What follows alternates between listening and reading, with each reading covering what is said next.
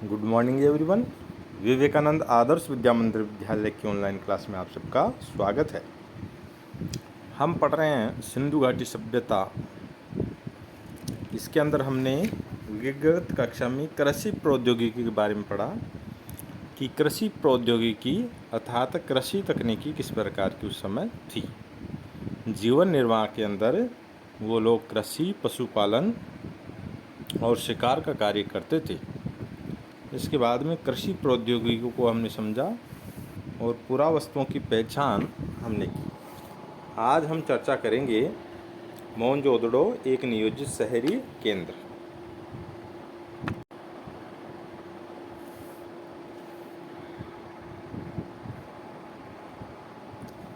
मोहनजोदड़ो एक नियोजित शहरी केंद्र। मोहनजोदड़ो एक बड़ा शहर और इस सिंधु घाटी सभ्यता का सबसे बड़ा शहर। मोहनजोदड़ो को इस सिंधु घाटी सभ्यता की राजधानी भी कहा जाता है क्योंकि ये बहुत ही प्राचीन और बहुत ही बड़ा शहर है। यह एक नियोजित शहर है। जब इसके बारे में हम जानेंगे तो इस बात की जानकारी हमको प्राप्त होगी कि मोहनजोदड़ो एक कैसा शहर था, नियोजित शहर था। इसकी विशेषताओं को यहाँ पर हम पढ़ना प्रारंभ करते हैं। देखिए, यह है पहला सिंधु घाटी सभ्यता का मोहनजोदड़ो, एक नियोजित शहरी केंद्र। संभवतः हड़प्पा सभ्यता का सबसे अनूठी पहल शहरी केंद्रों का विकास था। यानी सिंधु घाटी सभ्यता में अनेक शहरों का भी विकास हुआ। आइए ऐसे ही एक केंद्र मोहनजोदड़ो को और सूक्ष्मता से देखते हैं। तो अनेक शहरों का विकास हुआ, तो हम यहाँ पर एक शहर है मोहनजोदड़ो, उसको यहाँ पर पढ़ेंगे, बहुत ही बारीकी से उसका अध्ययन करेंगे। हालांकि मोहनजोदड़ो सबसे प्रसिद्ध पुरास्थल है। सबसे पहले खोजा गया स्थल हड़प्पा है।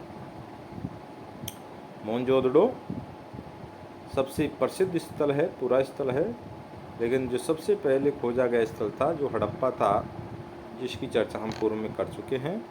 और हड़प्पा शहर के नाम से ही इस सभ्यता का नाम हड़प्पा सभ्यता भी रखा गया। बस्ती दो भागों में विभाजित थी।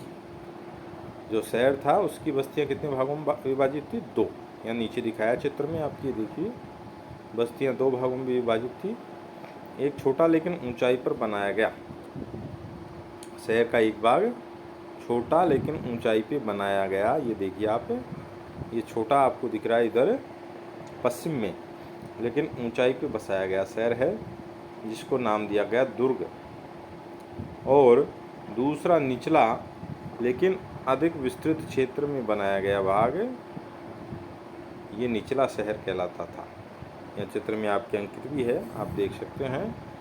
निचला शहर यहाँ लिखा हुआ है चित्र में आपके पेज नंबर 5 पे, निचला शहर, और यहाँ पे लिखा हुआ है दुर्ग। अर्थात ये छोटा भाग है लेकिन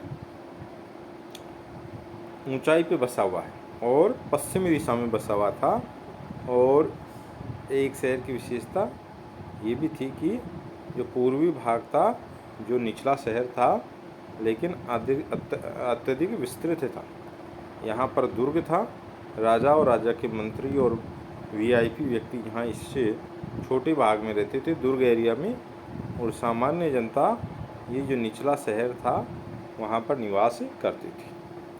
तो दो भागों में छोटा लेकिन ऊंचा बसा हुआ स्थान दुर्ग, निचला शहर लेकिन विस्तृत क्षेत्र, यहाँ सामान्य जनता रहती थी। और ये दुर्ग है जो पश्चिम में, और ये निचला शहर है जो पूर्व में बसा हुआ था। तो ये इसकी कुछ मुख्य विशेषताएं थी जिसको हमने यहाँ पर पढ़ा है। तो इस प्रकार से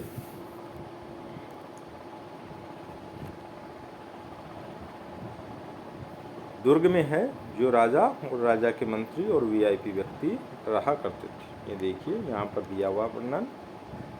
क्रम से दुर्ग निचला शहर का नाम दिया गया। दुर्ग ऊंचाई का कारण यह था कि यहाँ की संरचनाएं कच्ची ईंटों के चबूतरों पर बनी हुई थी। ऊंचाई पर इसलिए था क्योंकि चबूतरे बनाकर उन पर फिर भवनों को बनाया गया था। दुर्ग को दीवार से घेरा गया था, जिसका अर्थ है कि इसे निचले शहर से अलग किया गया था। और दुर्ग के चारों तरफ क्या थी? एक दीवार थी जो उसको निचले शहर से क्या करती थी? अलग करती थी। निचला शहर भी दीवार से घेरा गया था। वैसे जो निचला शहर था उसके चारों तरफ भी एक सुरक्षा दीवार थी। इसके अतिरिक्त कई भवनों को ऊंचे चबूतरों पर बनाया गया था जो नींव का कार्य करते थे। ऊंचे ऊंचे चबूतरे बनाकर उन पर भवन बनाए गए थे जो नींव का काम करते थे। अनुमान लगाया गया है कि यदि एक श्रमिक प्रतिदिन एक घनीय मीटर मिट्टी ढोता होगा तो मात्र आधारों को बनाने के लिए 40 लाख श्रम दिवसों अर्थात बहुत बड़े पैमाने पर श्रम की आवश्यकता पड़ी होगी। यानी इतने बड़े कार्य को पूर्ण करने के लिए श्रम की बहुत ज़्यादा आवश्यकता पड़ी होगी, ये अनुमान लगाए गए हैं। आप कुछ और देखिए। एक बार चबूतरे को यथावत बनने के बाद शहर का सारा भवन निर्माण कार्य चबूतरों पर एक निश्चित क्षेत्र तक सीमित था। इसीलिए ऐसा प्रतीत होता है कि पहले बस्ती का नियोजन किया गया, यानी बस्ती को योजना बनाकर क्या किया गया था? बसाया गया था। योजनाबद्ध ढंग से शहर का या बस्ती का निर्माण किया गया था और फिर उसके अनुसार कार्यान्वयन यानी नियोजित शहर का निर्माण किया गया था। नियोजन के अन्य लक्षणों में ईंटें शामिल हैं।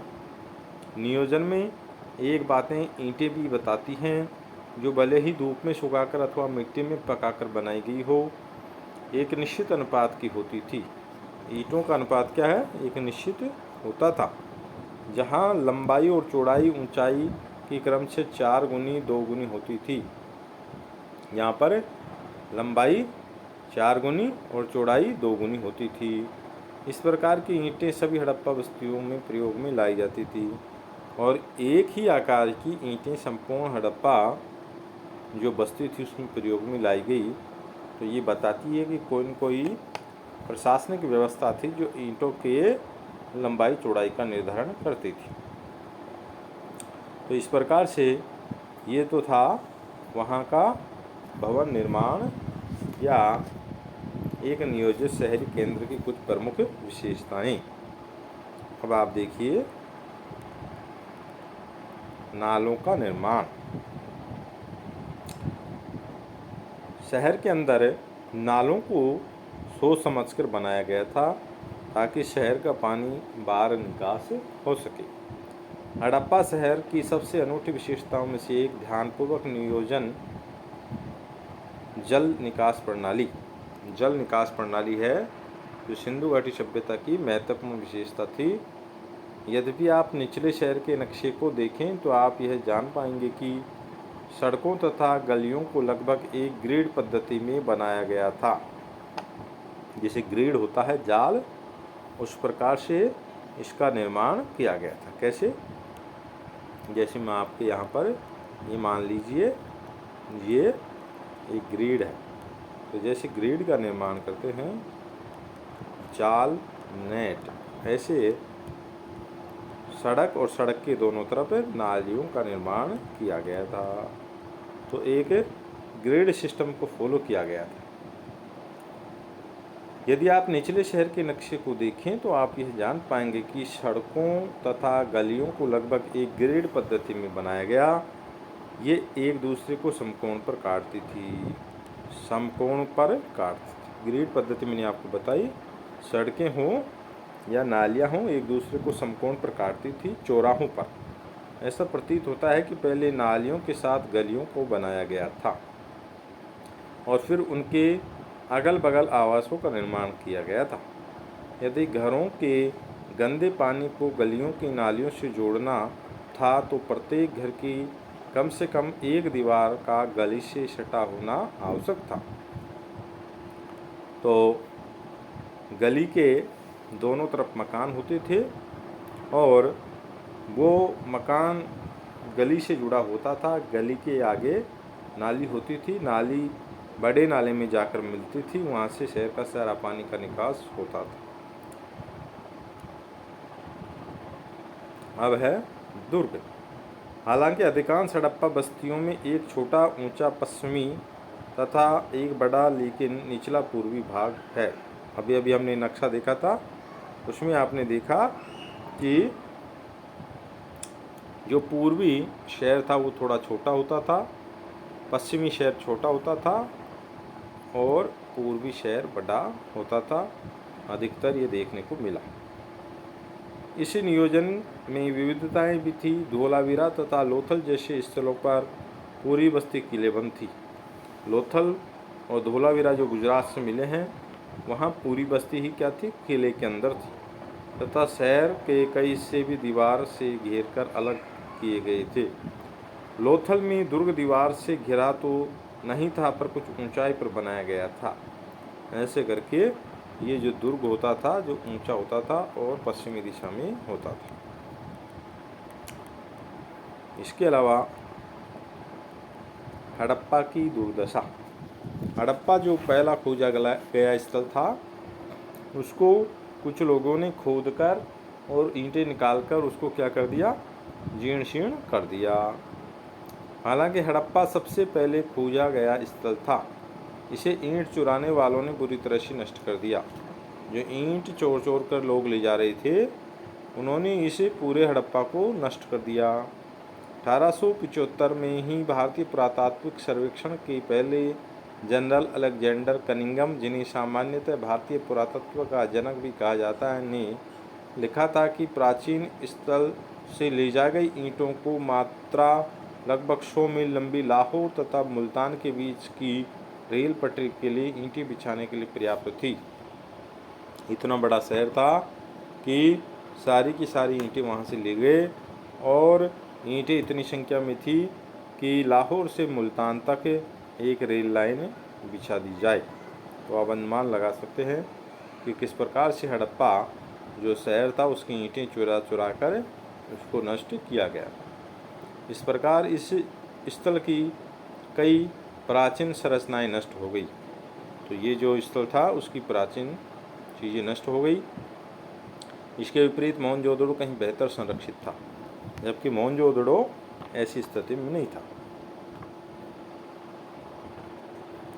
ये देखिए मोहनजोदड़ो की एक नाली और इसके विशाल प्रवेश द्वार को देखिए। एक नाली है, नाली का चित्र यहाँ पर बताया गया है और इसके अंदर ये जो नाली के अंदर घुसने की जगह भी बताई गई है।